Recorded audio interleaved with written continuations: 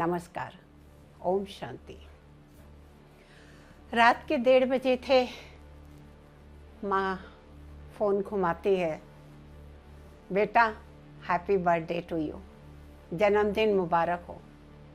बेटा चिल्ला के कहता है, माँ इतनी रात को फ़ोन करने की क्या ज़रूरत थी, सुबह कर लेती। माँ कुछ नहीं कहती, फ़ोन रख देती है। थोड़ी देर के बाद पिता फ़ोन करते हैं।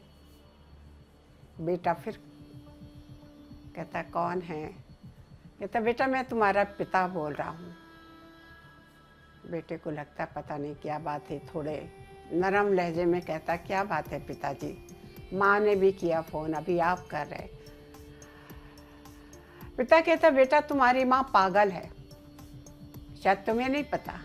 25 साल पहले 1:30 बजे रात को तुम्हें जन्म दिया था और तब से वो पागल हो गई थी।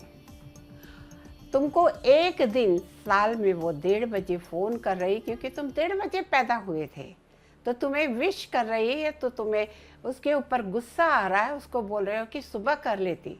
बेटा मैं तो हर रात 25 साल से सुनता हूँ, हर रात 1:30 बजे वो उठ कर कहती है देखो जी लल्ला आ गया, देखो जी बेटा का बर्थडे है। मैं 25 साल से सुन रहा हूँ, मैं उस पर नहीं झल्लाता, और तुम साल में एक बार सुनते हो तो तुमको गुस्सा आ जाता है कि नींद खराब कर दी।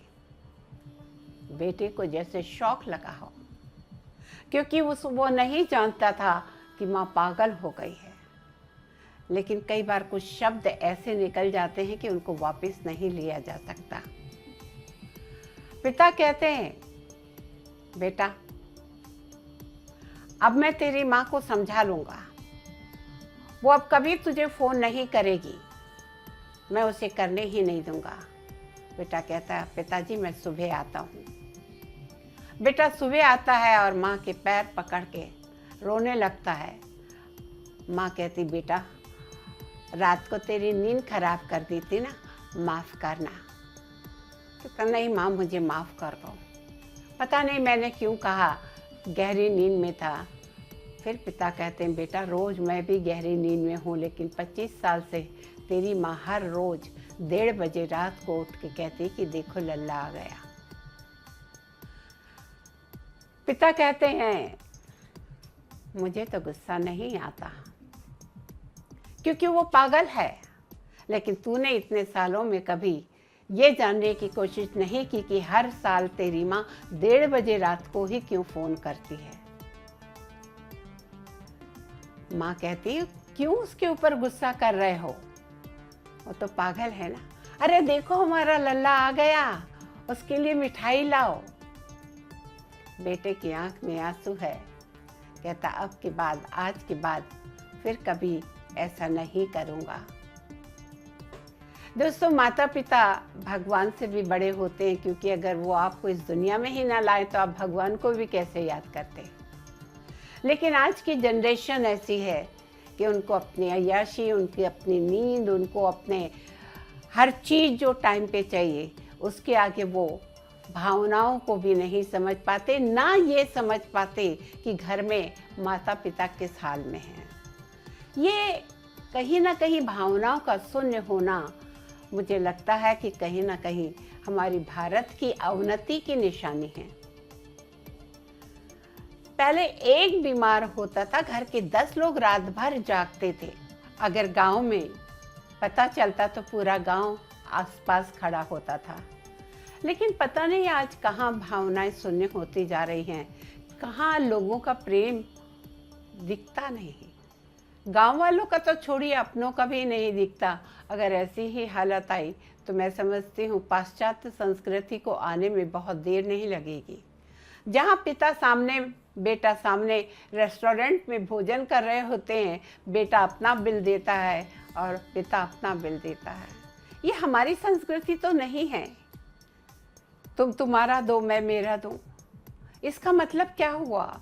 हम कह तो रहे हैं कि भारत बहुत जल्दी स्वर्ग बनेगा, फिर से वसुधैव कुटुंबकम वाली भावना आएगी, लेकिन प्रैक्टिकल में देख रहे हैं ऐसा नहीं हो रहा है।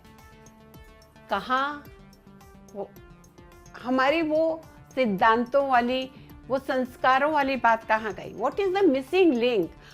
मुझे लगता है कि मिसिंग लिंक एक ही है कि पहले हर बच्चे को गुरुकुल में भेजा जाता था, जहाँ पे और शिक्षा के साथ साथ उसको आध्यात्मिक ज्ञान दिया जाता था, जो मनुष्य को मनुष्य बन के जुड़े रहने में मदद करता था। एक दूसरे के प्रति प्रेम, आदर, एक दूसरे की भावनाओं को जानना, रहम की भावना, क्षमा की भावना होती थी। आज वो चीज़ें नई जनरेशन में नहीं दिख रही है। अगर हम चाहते हैं तो भले ही गुरुकुल में ना भेजें बच्चों को, लेकिन घर को तो गुरुकुल बना सकते हैं। घर में तो माता पिता बचपन से बच्चों में वो एक दूसरे के प्रति प्रेम की भावना डाल सकते हैं। और घर में क्यों? जब हम कहते हैं इसका मतलब कोई चीज़ ऐसी पहले होके गई है। अगर हम कहते हैं वसुधैव कुटुंबकम, पूरा विश्व हमारा परिवार है, सारा विश्व हमारा है, हम सारे विश्व के हैं, ऐसी दुनिया थी, ऐसा हमारा जीवन था। लेकिन फिर वही कहेंगे कि कहीं ना कहीं आध्यात्मिकता की कमी के कारण आज इंसान सेल्फ सेंटर्ड बनते जा रहा है। सबसे प्यारा रिश्ता तो माता पिता का ही होता, उससे बड़ा तो और कोई रिश्ता होता नहीं। उसके साथ भी आज कहीं ना कहीं बच्चों में उनकी बातें सहने के लिए वो समझ नहीं है।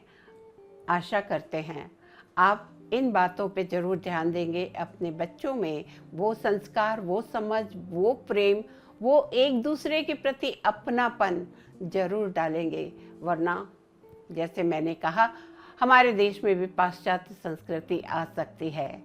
आज हम बहुत बच्चों को शिक्षाएं दे रहे हैं, लेकिन बच्चों को प्रैक्टिकल लाइफ में एक दूसरे के साथ कैसे व्यवहार करना ये नहीं सिखा रहे हैं। आज के लिए बस इतना ही। नमस्कार। ओम शांति।